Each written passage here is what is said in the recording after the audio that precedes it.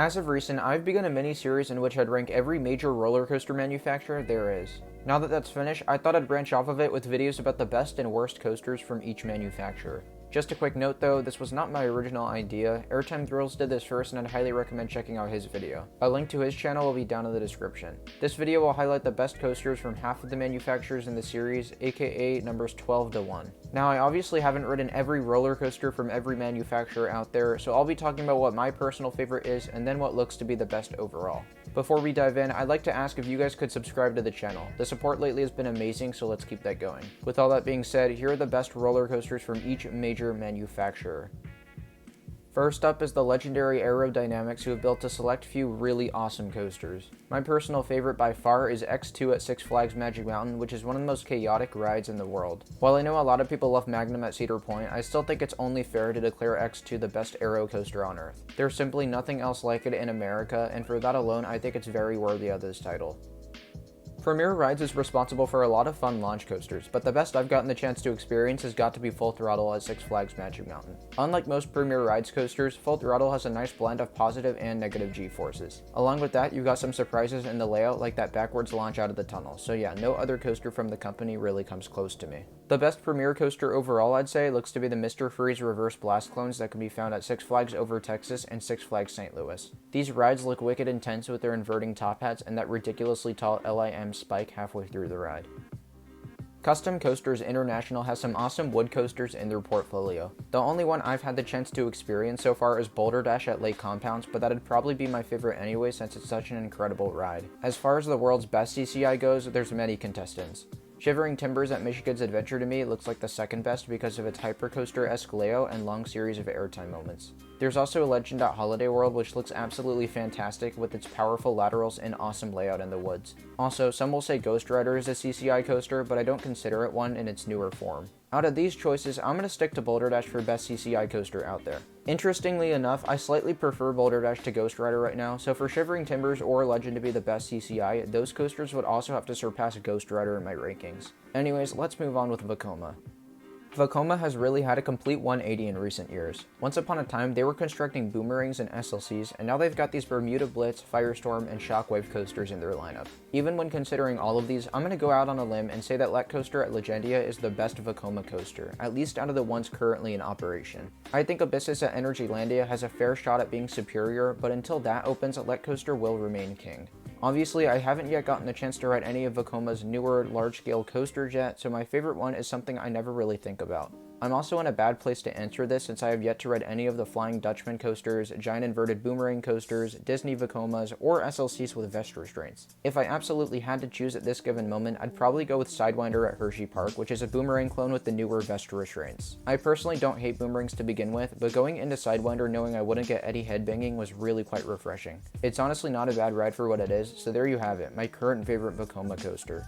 Next up on our list is Gerstlauer, who have built some fun coasters in the US, but some even better ones in Europe. My personal favorite is probably Hang Time at Knott's Berry Farm, since I haven't yet ridden Monster at Adventureland or TMNT Shellraiser at Nickelodeon Universe. Still, it's not an awful ride to have as your favorite, especially compared to a boomerang. The world's best Gerstlauer coaster very obviously seems to be Schwarteskernen at Hansa Park in Germany. The ride has a ton of fast-paced transitions, a couple of good airtime moments, a non-inverting sea serpent element, and plenty of theming thrown in as well. All of these things put together is a perfect balance for what you'd want in a good roller coaster, so along with being likely one of the best coasters ever built, it's definitely the best of Gerstlauer's coasters.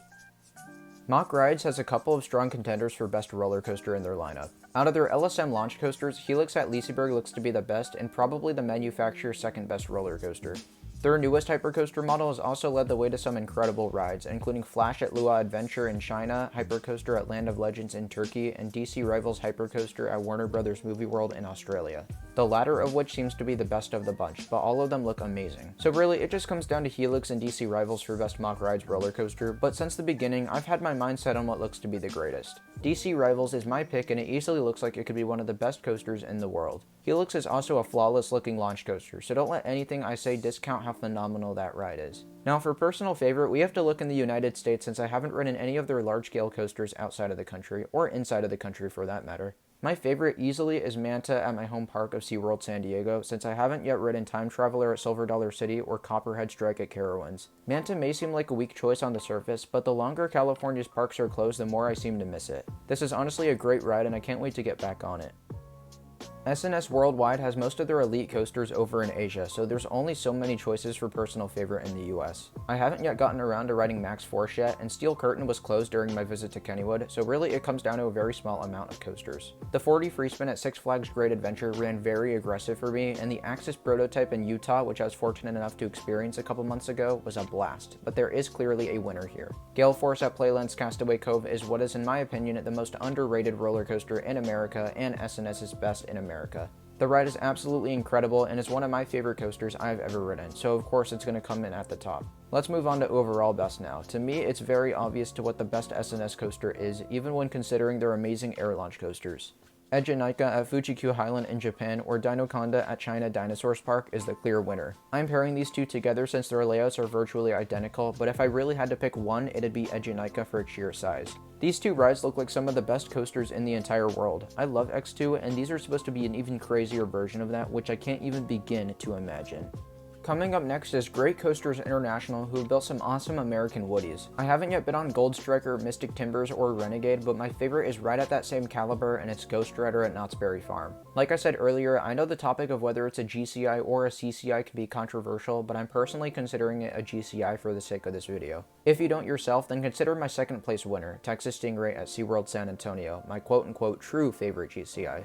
Both coasters are fantastic in their own right, so I don't have a problem with either choice. GCI's three best roller coasters are all situated in China, being Wood Coaster at Night Valley, Python and Bamboo Forest at Nanchang Sunik Land, and Jungle Dragon at Happy Valley Chongqing. All of these are some of the world's best wooden roller coasters, but I'm definitely going to go with Wood Coaster at Night Valley for best GCI. The ride looks incredible with its terrain interaction, fast-paced transitionings, quality and quantity of ejector airtime, and mesmerizing setting.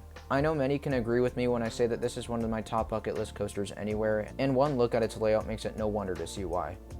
The Gravity Group is an awesome manufacturer. They built so many innovative wood coasters, both in America and the rest of the world. For coasters I've ridden, my favorite is probably Mindblower at Funspot Kissimmee. Take note that I haven't yet been on Voyage at Holiday World, Hades 360 at Mount Olympus, or Boardwalk Bullet at Kima Boardwalk, so yeah, Mindblower is my top choice. To be honest, that's still a good coaster to have as your favorite since it's such a wild ride. I even prefer it to Ravine Flyer 2 at Waldameer, just to give you an idea of how much I love it. For best overall, one coaster easily comes out on top, and that coaster is the aforementioned Voyage at Holiday World. I can't wait to get on this ride literally just for its layout and long duration, but everything else about it is seemingly perfect also. It really shouldn't be an argument, Voyage is the best Gravity Group even when considering all of their other amazing wooden roller coasters.